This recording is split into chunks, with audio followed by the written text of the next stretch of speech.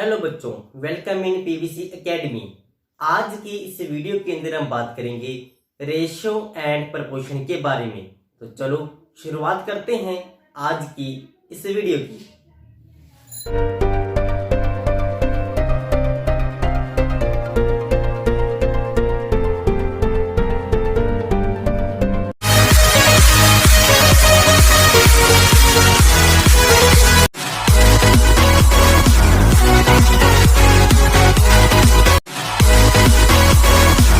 तो आज का हमारा टॉपिक, इसकी हम बात करेंगे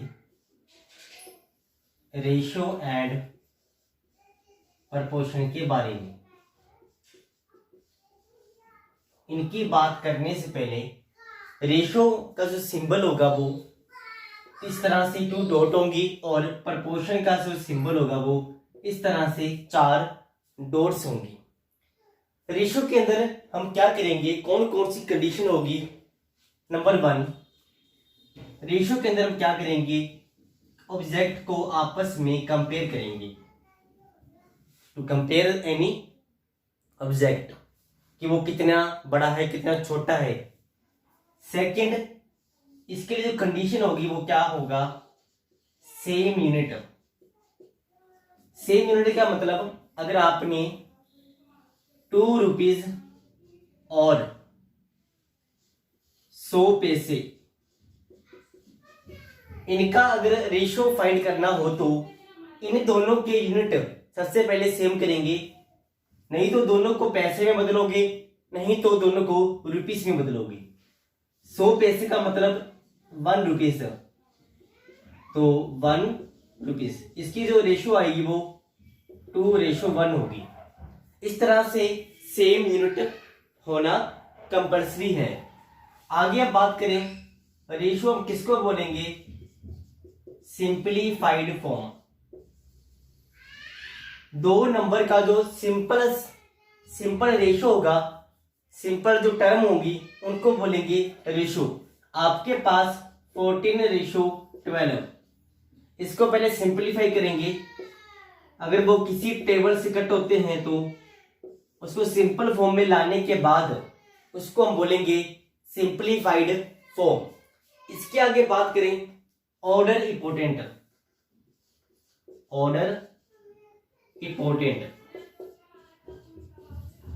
इसका मतलब क्या होगा, अगर किसी इंसान ने 100 रुपीज 2 इंसान को दिए, ए और बी। एक को जो पैसे दिए वो 4:5 से डिवाइड किए। इसका मतलब जो ए की वैल्यू होगी वो 4 होगी और बी की वैल्यू 5 होगी। इसका जो ऑर्डर होगा वो ध्यान में रखना बहुत जरूरी है। इसके आगे अगर बात करें, अगर रेशो के अंदर आप किसी भी नंबर के साथ मल्टीप्लाई और डिवाइड कर सकते हो, उसके ऊपर कोई भी इफेक्ट नहीं पड़ेगा।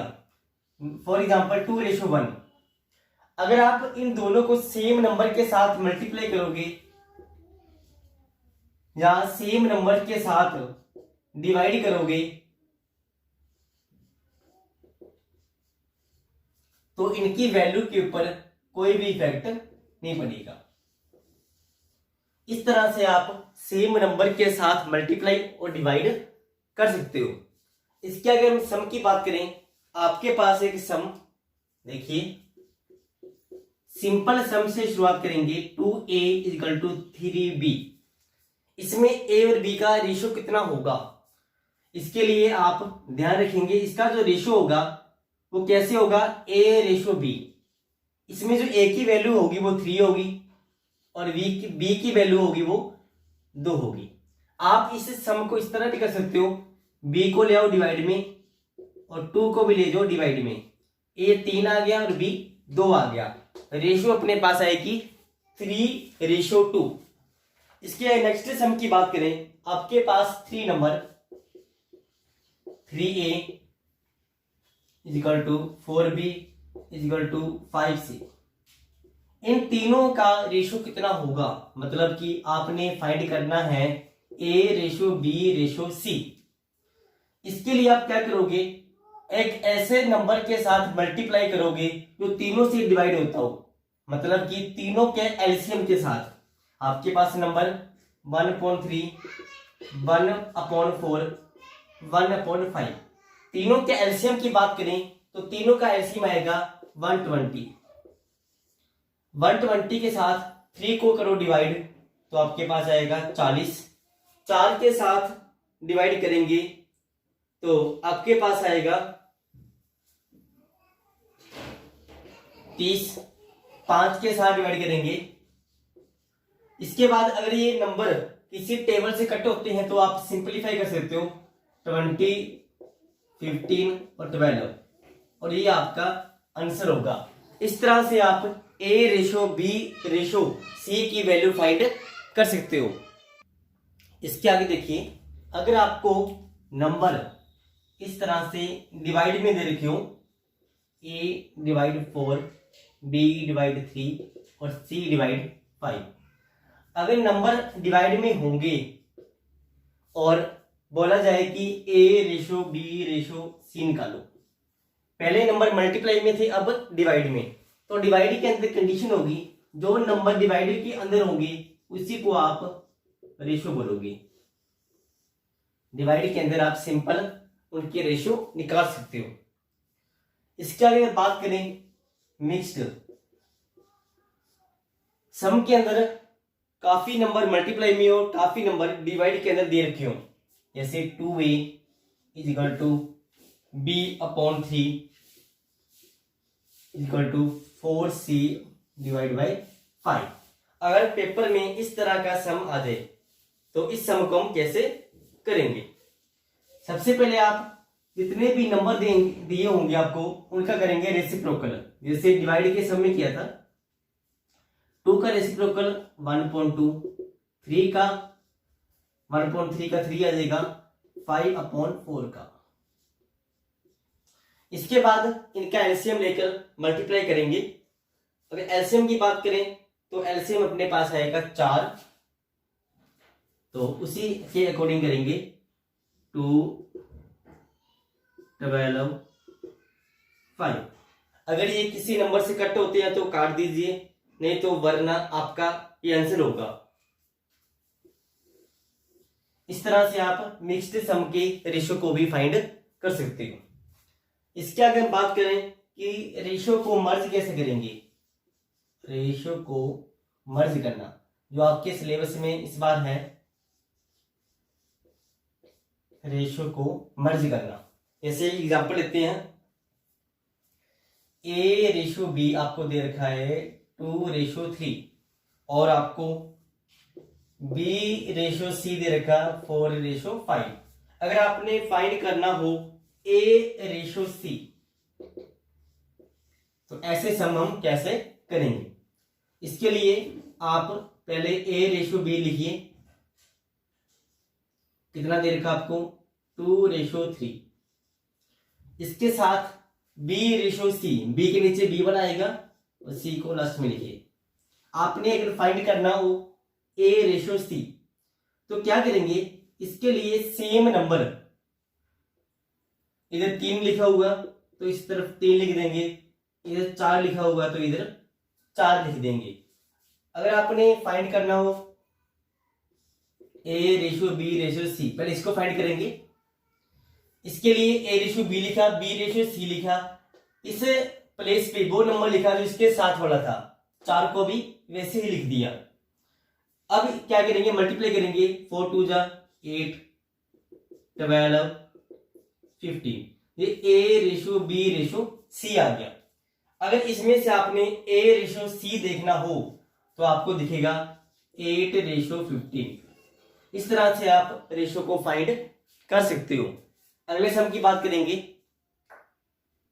अगले सम के अंदर देखिए, आपके पास दे रखा है A/B = 1/2, B/C आपको दे रखा है 3/4 और C/D दे रखा है आपको 5/6। इस सम के अंदर आप दो तरह के क्वेश्चंस को फाइंड करेंगे ए रेशो डी, और दूसरा आप फाइंड करोगे ए रेशो बी रेशो सी रेशो डी। पहले दूसरा सम फाइंड करेंगे 1 रेशो 2, बी के नीचे बी आएगा और सी के नीचे सी वाला आएगा। इस तरह से पहले लिखेंगे। उसके बाद इन दो प्लेस पे इसके साथ वाले नंबर को ही लिखेंगे 2 2 4, इसके साथ वाला 3 आएगा, इसके साथ 5 आएगा। इसके बाद इन सबकी मल्टीप्लाई हॉरिजॉन्टल वर्टिकल 15 30 40 48, ये नंबर किसी भी टेबल से डिवाइड नहीं होंगे, तो ये आपका आंसर होगा। अगर आपने निकालना हो ए रेशो डी, तो ए रेशो डी आपके पास आएगा 15 रेशो 48। तो इस तरह से आप सम निकाल सकते हो। एक और तरीका देखिए, ए रेशो डी सीधा निकालने का आसान तरीका। इसके लिए आप क्या करेंगे, अगर आपने निकालना हो ए रेशो डी निकालना हो, मतलब कि अगर आपने फर्स्ट और आखिरी का रेशियो निकालना हो, तो क्या करोगे, इन सभी के जो फर्स्ट नंबर होंगे, इनके जो पहले वाले नंबर होंगे, इनकी मल्टीप्लाई 15 और सेकंड रो के नंबर की मल्टीप्लाई, इन दोनों का जो आंसर आएगा उसी रेशियो को हम बोलेंगे ए रेशो डी। तो इस तरह से भी आप ए रेशो डी को फाइंड कर सकते हो। रेशियो के आगे हम बात करेंगे प्रपोर्शन के बारे में। प्रपोर्शन में क्या होंगे, 4 नंबर होंगे और वो इस तरह से अरेंज होंगे, A ratio B proportion with C ratio D. इसका मतलब क्या होगा, बी की मल्टीप्लाई सी के साथ और ए की मल्टीप्लाई डी के साथ। A into D equal to B into C होगा, मतलब कि A divide B equal to C divide D. अब किसी भी तरह से इसको लिख सकते हो। इसी के अंदर हम बात करेंगे एक मिड प्रपोर्शन के बारे में। मिड प्रपोर्शन, मिड प्रपोर्शन का मतलब क्या होगा, जो सेंटर वाला नंबर होगा, ये दोनों नंबर बी और सी, इन दोनों की वैल्यू सेम होगी।